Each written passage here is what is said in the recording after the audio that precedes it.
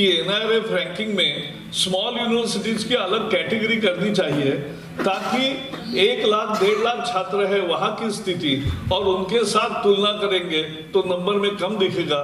Per capita output क्या है, per capita investment क्या है, पर कैपिटा परफॉर्मेंस क्या है, ये देखना भी जरूरी होता है।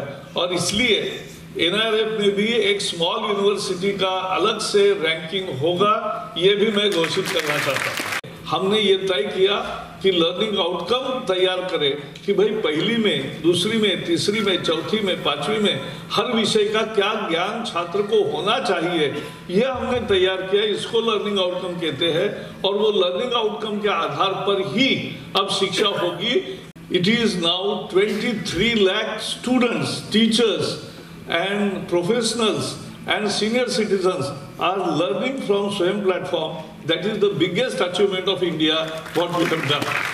23 lakh students.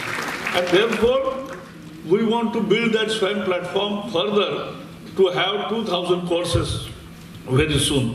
Our committee under Kasturangan ji today only ranked them up because today was their last day. So they are said now the report is completely ready. They are ready to hand over me the national education policy any day, any time. So we will set up the timetable and we'll have it.